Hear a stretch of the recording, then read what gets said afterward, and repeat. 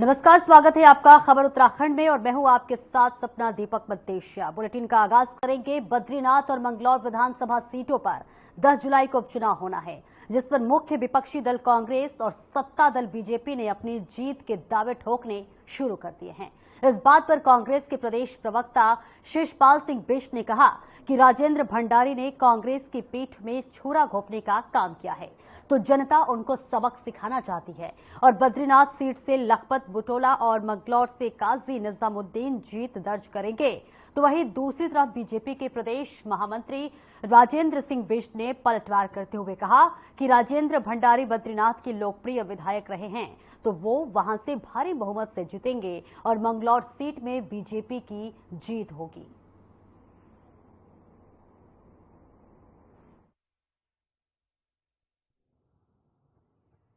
देखिए, बद्रीनाथ विधानसभा पर भाजपा ने कांग्रेस से तोड़ करके जो है प्रत्याशी बनाया है और जो प्रत्याशी भाजपा ने बनाए हैं उन्होंने जनादेश का अपमान किया है, कांग्रेस की पीठ में छुरा भोंकने का काम किया है, तो जनता उनको सबक सिखाना चाहती है।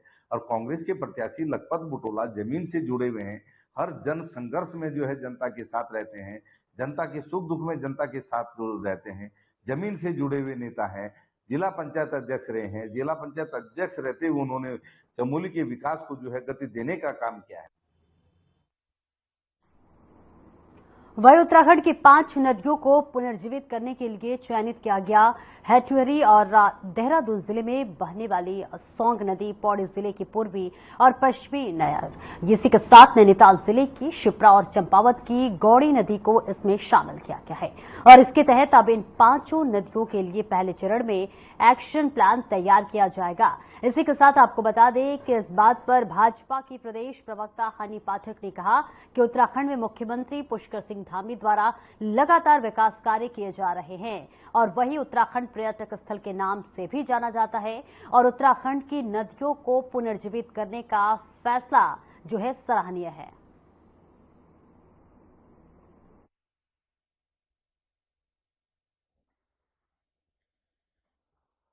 देखिए, हमारे प्रदेश के मुख्यमंत्री श्री पुष्कर सिंह धामी जी जो एक मुख्य सेवक का अच्छा रोल अदा कर रहे हैं। यहाँ पर जो जनता उनको जो देखकर उनको चुनी है, उसमें वो एकदम खरे उतरते दिखाई दे रहे हैं। तो इसी क्रम में ये जो लगातार अभी नदियों का पुनर्जीवन का कार्य जो करने जा रहे हैं और जो अभी पेड़ों के लिए भी उन्होंने किया है कि ऑनलाइन पूरे पेड़ को कई रिकॉर्ड रखे जाएंगे, उनके देख रेख करी जाएगी। तो इस तरीके से, क्योंकि हमारा उत्तराखंड देवभूमि एक पर्यटक स्थल है और यहाँ पर नदी, तालाब और वृक्ष, यही सब चीजें यहाँ पर देखने लायक है। हमारे पहाड़। और खबर देहरादून से है, जहां पर 10 जुलाई को चमोली जनपद की बद्रीनाथ विधानसभा और हरिद्वार जनपद की मंगलौर विधानसभा सीट के लिए उपचुनाव होने वाला है। तो वही चुनाव प्रचार के दौरान आपको बता दें कि नकदी, शराब और अन्य मादक पदार्थों के अवैध प्रलोभन पर उत्तराखंड निर्वाचन आयोग एक्शन मोड में जब्तीकरण का कार्य कर रहा है। इस बात को लेकर उत्तराखंड की संयुक्त मुख्य निर्वाचन अधिकारी नमामि बंसल ने कहा कि हमारी एसएसटी और एफएसटी लगाकर धरातल पर जब्तीकरण की कार्रवाई कर रही है। साथ ही उन्होंने कहा कि हरिद्वार और चमोली जनपद में आचार संहिता लगने के बाद इन 15 दिनों के अंदर लगभग 15,25,000 रुपए का अवैध सामान जब्त हुआ है, जिसमें कैश, शराब और अन्य तरह के मादक पदार्थ शामिल हैं।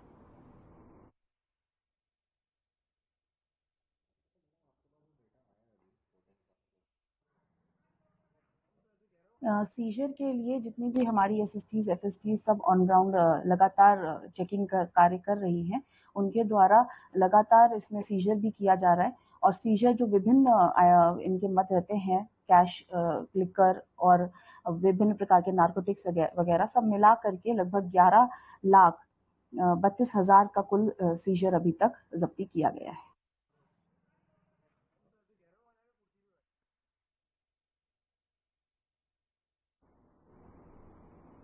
वहीं उत्तराखंड में निकाय चुनाव को लेकर सरगर्मियां तेज है।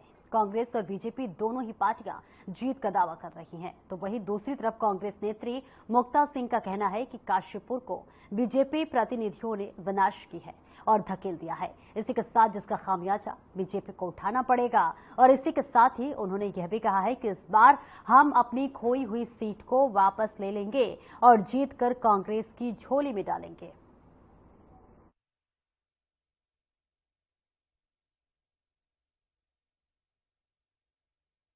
नगर निगम के नगर निकायों के चुनाव अब होने वाले हैं। मैं समझता हूं सितंबर या अक्टूबर तक ये हो जाने चाहिए।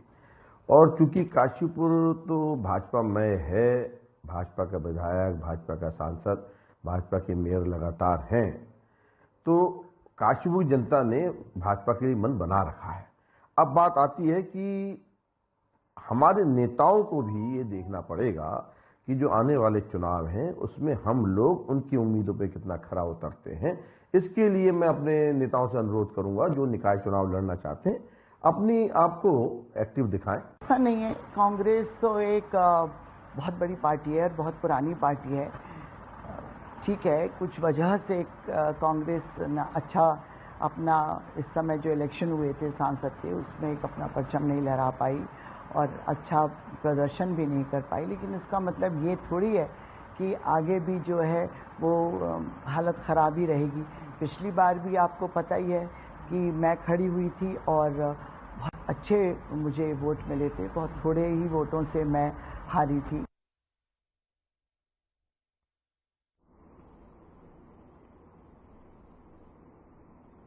वहीं देहरादून में एक सूखे नाले में 6 माह की बच्ची और एक महिला का शव मिला है। दोनों शव करीब 3 दिन पुराने बताए जा रहे हैं। आपको बता दें कि दुर्गंध आने पर लोगों ने पुलिस को सूचना दी। माना जा रहा है कि दोनों की हत्या कर किसी ने शव यहां फेंक दिए थे और अब पुलिस मामले की जांच पड़ताल में जुट रही है। और देखिए, इस मामले पर कांग्रेस भी सवाल खड़े कर रही है। कांग्रेस का कहना है कि उत्तराखंड में कानून व्यवस्था पूरी तरह से चौपट है, तो ये अपराधियों के हौसले लगातार बढ़ रहे हैं। उत्तराखंड में बहन बेटियां सुरक्षित नहीं हैं। बेटी बचाओ बेटी पढ़ाओ का नारा देने वाली भारतीय जनता पार्टी की सरकार, उनके नेता ही खुद दुष्कर्म में दोषी पाए जा रहे हैं।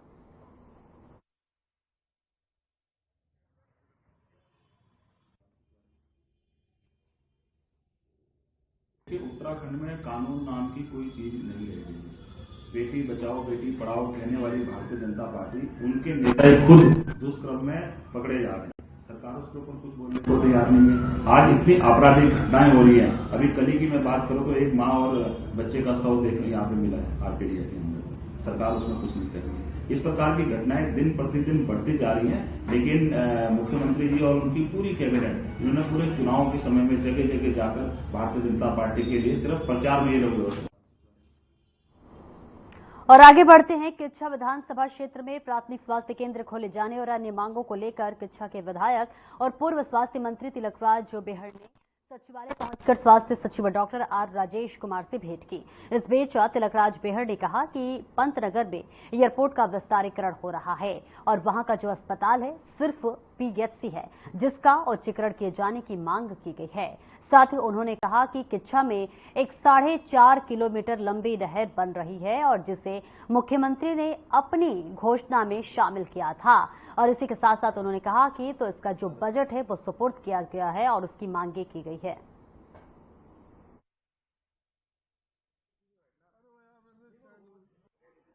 मेरे यहाँ के कुछ मामले पेंडिंग है। एक मेरे यहाँ नजीबाबाद अस्पताल है, नया खोलने की बात है, प्राथमिक स्वास्थ्य केंद्र।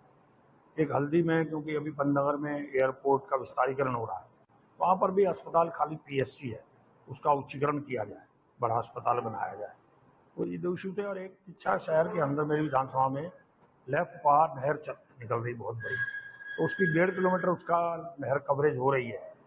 तो मैं चाहता हूँ कि इसकी पूरी 4.5 किलोमीटर उसकी लंबाई है, तो 3 किलोमीटर को भी मुख्यमंत्री ने घोषणा में शामिल कर लिया था। पूरी 4.5 किलोमीटर मुख्यमंत्री घोषणा में शामिल है।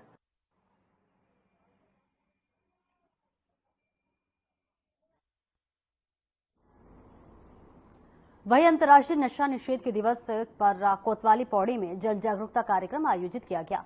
कार्यक्रम में कोतवाली के नागरिक, टैक्सी यूनियन चालक, पदाधिकारी भी मौजूद रहे। इस मौके पर सीओ सदर अनुज कुमार और प्रभारी कोतवाली पौड़ी अमरजीत सिंह भी मौजूद रहे।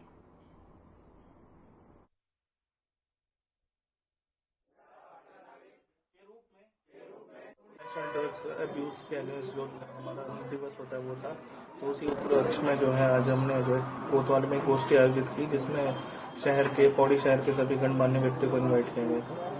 और उसी परिप्रेक्ष्य में जैसा कि वरिष्ठ पुलिस अधीक्षक महोदय के भी आदेश हैं कि जो भी युवा ड्रग्स में संलिप्त है उनकी सूचना जो है पुलिस को तत्काल दी जाए और निर्भीक होकर सूचना दें। उसी के साथ साथ जो हमारे हेल्पलाइन नंबर है उनका भी प्रयोग कर सकते हैं और साथ ही 112 का भी प्रयोग कर सकते हैं सूचना देने के लिए।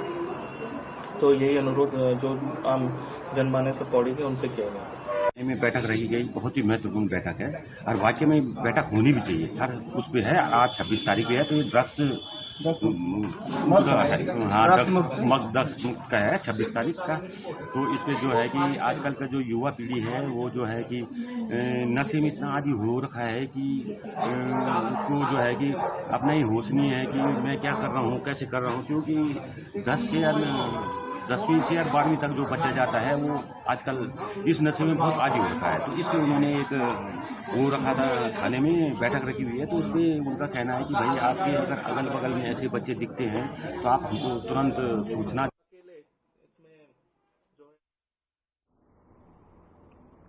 खटीमा विकासखंड सभागार में पूर्व में जारी रोस्टर के अनुसार क्षेत्र पंचायत समिति की एक बैठक का आयोजन किया गया, जहां ब्लॉक प्रमुख रंजीत सिंह नामधारी और डीटीओ सुशील मुखंद डोभाल सहित जिले और स्थानीय स्तर के विद्युत विभाग, स्वास्थ्य विभाग और कई सदस्य मौजूद रहे। बैठक में आए दिन हो रहे लगातार अघोषित बिजली कटौती, बढ़े हुए विद्युत दर और कई समस्याओं में से अधिकांश समस्याओं का निराकरण संबंधित विभागों द्वारा मौके पर ही कर दिया गया। साथ ही देखिए, कुछ समस्याओं के निराकरण के लिए मौके पर निरीक्षण के बाद समाधान करने के लिए संबंधित अधिकारियों और कर्मचारियों को दिशा निर्देश दिया गया है। इसी के साथ आपको यह भी बताते चले कि ब्लॉक प्रमुख रंजीत सिंह नामधारी ने बताया कि सारी समस्याओं के निराकरण और खटीमा क्षेत्र के विकास का कार्य लगातार किया जा रहा है।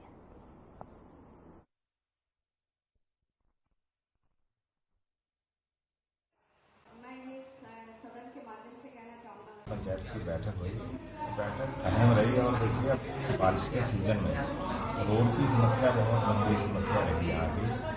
प्रतापपुर वाली रोड जो है पूरे विकासखंड में एक ऐसी रोड है जो 3 मीटर की रोड है, नहीं तो आम रोड जो भी होती है 4 मीटर की रहती है। उसका मुद्दा यहाँ पे बना रहा और उस पर आश्वासन दिया है पीडब्ल्यूडी ने, इसके जल्दी ठीक कराया जाएगा। और देखिए गर्मी का भयंकर गर्मी इस बार पड़ी। क्षेत्र पंचायत की जो बैठक होती है वो 3 महीने में एक बार होती है और एक बहुत अच्छा फोरम होता है क्षेत्र की समस्या को उठाने के लिए। आज की बीटीसी बहुत ही अच्छे तरीके से चल रही है। अभी तक स्वास्थ्य विभाग, पीडब्ल्यूडी, जल निगम, जल संस्थान विभागों की बारी आ चुकी है और उनके बारे में जो समस्याएं थी वो जनता ने उठाई हैं, क्षेत्र पंचायत सदस्यों ने उठाई हैं। तो समस्याएं कुछ काफ़ी पुरानी समस्याएं हैं, कुछ नई समस्याएं हैं। तो उसके लिए प्रमुख जी के माध्यम से और मेरे माध्यम से निर्देश दे दिया गया है कि वो जितना संभव हो सके उनका निस्तारण करें। उत्तराखंड में मौसम विभाग ने प्रदेश में भारी बारिश का अलर्ट जारी किया है। आपको बता दें, मौसम विज्ञान केंद्र के निदेशक डॉक्टर विक्रम सिंह ने देहरादून, पौड़ी, बागेश्वर और उधम सिंह नगर में भारी बारिश और येलो अलर्ट जारी किया है। आपको बता दें कि उन्होंने बताया कि 3 जुलाई तक भारी बारिश की संभावना है और साथ ही 28-29 जून को उत्तराखंड के कुछ हिस्सों में मानसून के दस्तक देने की भी संभावना है। इस दौरान उन्होंने पहाड़ की यात्रा करने वाले लोगों से विशेष सावधानी बरतने की अपील की है। साथ ही उन्होंने कहा कि बारिश के दौरान किसी सुरक्षित स्थान पर यात्री इंतजार करें, तो वहीं उन्होंने बरसात के दौरान किसी नदी नालों के पास भी न जाने की अपील की है। 24 आवर्स में बात करें तो अनेक जगहों तक में बारिश मिली, हल्की से मध्यम, और भारी वर्षा भी चक्राता में मिली है करीब 70 mm, और इसी तरह 69 mm जो है धारचूला में भी रही है। तो ठीक है, रेनफॉल एक्टिविटी अब शुरू हो गई है प्रदेश में अगर देखा जाए। और आज भी मैं बात करूं तो ज़्यादातर जगहों में आपको बारिश मिलेगी। जहां तक भारी वर्षा की बात है तो उसमें चाहे देहरादून है, इसी तरह जो है नैनीताल है, और अंदर के डिस्ट्रिक्ट में बात करें तो पिथौरागढ़ और बागेश्वर, तो इनमें रखा गया कि एका दुक्का जगहों में भारी वर्षा मिलेगी और जो हल्की से मध्यम बारिश है वो तो ज़्यादातर जगहों में देखने को मिलेगी। वहीं हल्द्वानी सहित कुमाऊं के अधिकतर हिस्सों में लगातार बारिश हो रही है।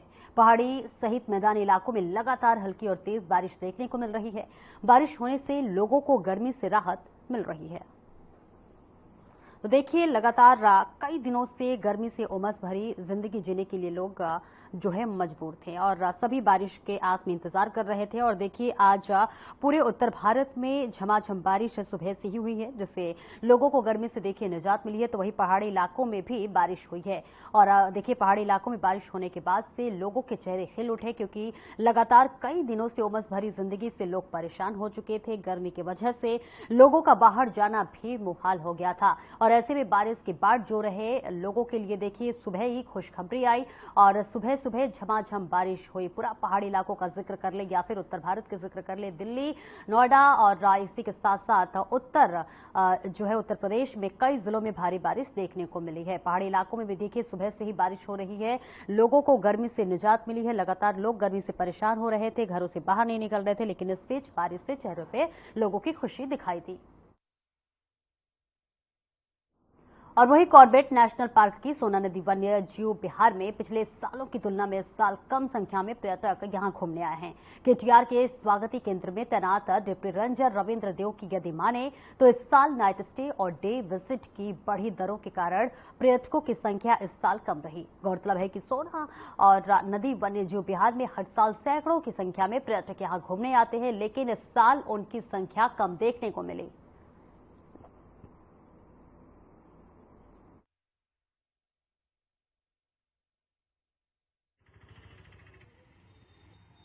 पहले की अपेक्षा थोड़ा कम हुआ है, क्योंकि इसी साल जो है सरकार ने जो है जो परमिट होता है उसका रेट बढ़ा दिया है।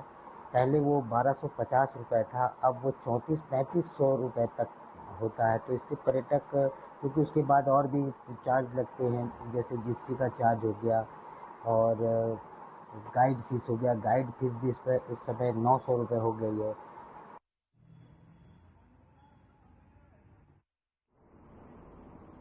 वही मानसून की दस्तक के बाद देखिए डेंगू और चिकनगुनिया के खतरे को देखते हुए देहरादून के दून अस्पताल ने अपनी कमर कस ली है। इस बात को लेकर दून अस्पताल के एमएस डॉक्टर अनुराग अग्रवाल ने कहा कि देखिए बारिश की शुरुआत के साथ ही मच्छर जनहित बीमारियों का प्रकोप हो सकता है।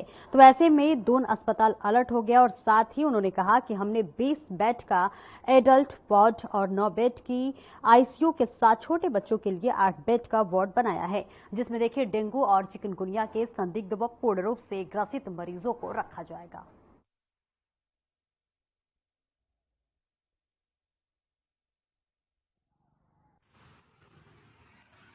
यहाँ बिल्कुल अभी जैसे बारिश का मौसम शुरू हो चुका है, तो हम देख सकते हैं कि अब मच्छर जनित बीमारियों का प्रकोप हो सकता है बढ़े। तो ऐसे में हमारा दून अस्पताल पूरी तरह अलर्ट है। इसमें एक 20 बेड का एडल्ट वार्ड और एक 9 बेड के आईसीयू तथा साथ में 8 बेड का एक छोटे बच्चों का वार्ड, जो कि आईसीयू जैसा है, वो तैयार हमने चिन्हित किया गया है। उसी में हमारे जो भी सस्पेक्ट या कंफर्म केस आएंगे वहाँ रखे जाए।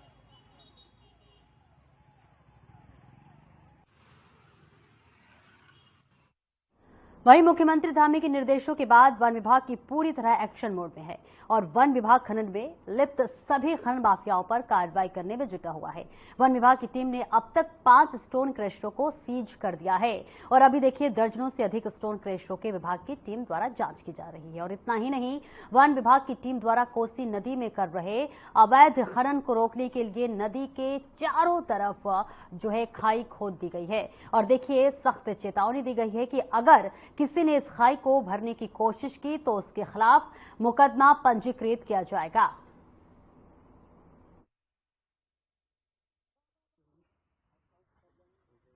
देखिए, अवैध खनन कोसी और दाबका नदियों में जो हमारी अवैध खनन की जो घटनाएं हो रही थी, इनके विरुद्ध एक इस तरह से किया गया है कि एक पूरे हम अपने डिवीजन से और खान विभाग और पुलिस विभाग सबकी संयुक्त तरीके से मिलकर के हम लोग एक अभियान चला रहे हैं और इसमें कोशिश ये कर रहे हैं कि अवैध खनन पर पूर्ण रूप से जो है रोक लगा दी जाए। और इसी क्रम में हमारे द्वारा स्टोन क्रशरों पर कार्रवाई की गई है। जो जिनके द्वारा चोरी का माल खरीदा जा रहा है उनके ऊपर कार्रवाई करते हुए 5 स्टोन क्रशरों को फिलहाल उत्तराखंड में एक बार फिर से भारी बारिश की चेतावनी जारी की गई है। प्रदेश में मानसून आने में अभी समय है, लेकिन मौसम विभाग ने कई जिलों में भारी बारिश की आशंका जताई है। वहीं मौसम विभाग ने बारिश को लेकर येलो अलर्ट जारी कर दिया है। इसी के साथ मौसम विभाग की चेतावनी को देखते हुए प्रशासन अलर्ट मोड पर आ गया है और सभी टीमें भी एक्शन मोड में दिखाई दे रही है। मौसम विभाग की ओर से जारी पूर्वानुमान के अनुसार अगले 4 दिन के लिए देखिए पहाड़ों से लेकर मैदानी क्षेत्रों तक तेज बारिश के साथ आंधी चलने की आशंका है। मानसून को लेकर रामनगर एसडीएम ने रामनगर क्षेत्र के पड़ने वाली नदी नालों का निरीक्षण किया और जहां जो भी खामियां पाई गई है उनको तुरंत दुरुस्त करने के कड़े निर्देश दिए हैं। तो देखिए उत्तराखंड में लगातार भारी बारिश के आसार नजर आ रहे हैं, जिसके बाद से प्रशासन अलर्ट पर है। मौसम विभाग ने देखिए येलो अलर्ट के लिए जारी कर दिया है। तो वहीं देखिए एसडीएम ने नदी नालों का जाकर निरीक्षण किया है और इसी के साथ साथ कई दिशा निर्देश भी दिए हैं, क्योंकि देखिए मानसून के साथ कई तरह की बीमारियां भी साथ में आती है और ऐसे में नगर नालों की सफाई बेहद जरूरी होती है, जिसके लिए देखिए एसडीएम मौके पर पहुंचते हैं और वहां पर तमाम तरह के निरीक्षण करते हैं और जिसके बाद से दिशा निर्देश भी देते हैं, क्योंकि देखिए बारिश के जो आसार है वो लगातार उत्तराखंड में नजर आ रही है और इसी के साथ साथ आने वाले दिनों में भारी बारिश की चेतावनी भी दी गई है, जिसकी तरफ से बता दें मौसम विभाग ने जो है येलो अलर्ट जारी कर दिया है, जिसके लिए तमाम तरह की तैयारियां पहले से ही की जानी बेहद जरूरी है। जिसके मद्देनजर एसडीएम मौके पर पहुंचकर उन्होंने निरीक्षण किया और निरीक्षण के दौरान कई जगह खामियां पाई गई, उसके लिए देखिए उचित दिशा निर्देश भी दिए गए हैं और आगे आने वाली बारिश से जो भी परेशानी होगी उसके लिए भी कड़े दिशा निर्देश दिए हैं, जिसके लिए लगातार एसडीएम जो है ग्राउंड जीरो पर जाकर निरीक्षण करते हुए नजर आ रहे हैं, क्योंकि देखिए मौसम विभाग ने भी बारिश की चेतावनी दे दी है और देखिए आज भी कई जगह बारिश हुई है, यानी मानसून ने दस्तक दे दी है। पहाड़ी इलाकों में भी लगातार बारिश हो रही है और आगे आने वाले समय में भारी से भारी बारिश के भी आसार नजर आ रहे हैं, जिसके लिए देखिए मौसम विभाग ने येलो अलर्ट जारी कर दिया है, जिसको देखते हुए प्रशासन पूरी तरह से मुस्तैदी के साथ लगातार ग्राउंड जीरो पर जाकर निरीक्षण करते हुए नजर आ रही है, जिसके तहत तमाम तरह के निर्देशों को देते हुए भी उन्होंने तमाम तैयारियों के लिए भी कड़ी निर्देश दिए हैं और कहा है कि देखिए बारिश के साथ साथ तमाम तरह की ऐसी भी बीमारियां आती है, जैसे चिकनगुनिया का जिक्र कर ले, यानी तमाम चीजों को देखते हुए निरीक्षण के बाद से उचित दिशा निर्देश दिया गया है। जिलाधिकारी महोदय द्वारा निर्देशित किया गया था कि आप वर्षा काल से पूर्व नालियों की, नहरों की, जहाँ पे कि आपदा के दृष्टिगत संवेदनशील है, उन जगहों का निरीक्षण कर लिया जाए और वो ये देख लिया जाए कि आपदा से पूर्व की तैयारियां कर दी गई है कि नहीं कर दी गई है।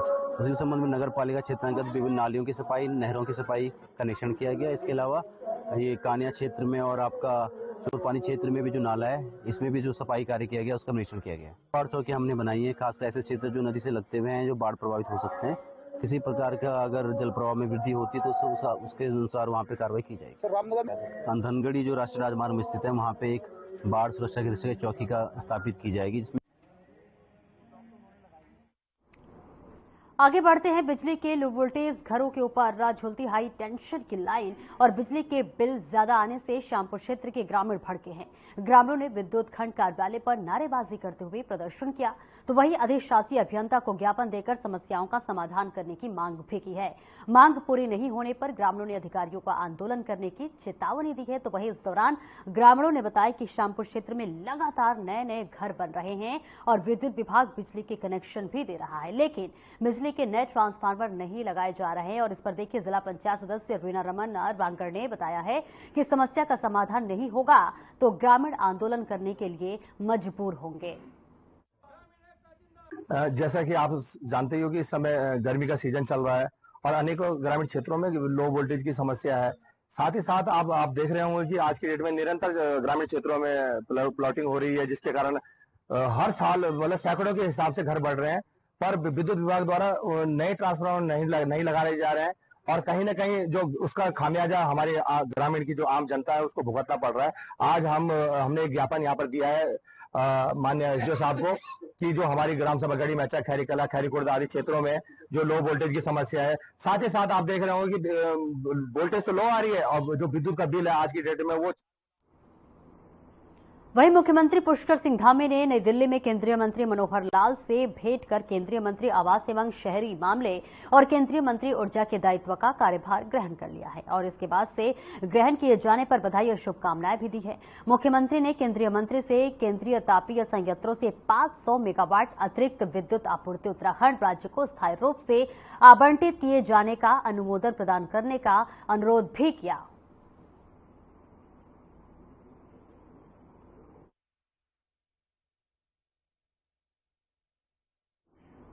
और वही खबर देहरादून से है, जहां 1 अक्टूबर से प्रदेश के सभी वाहनों की फिटनेस जांच ऑटोमेटिक कराए जाने के केंद्र सरकार के आदेश के बाद उत्तराखंड परिवहन विभाग ने इसके लिए सभी तैयारियां पूरी कर ली है।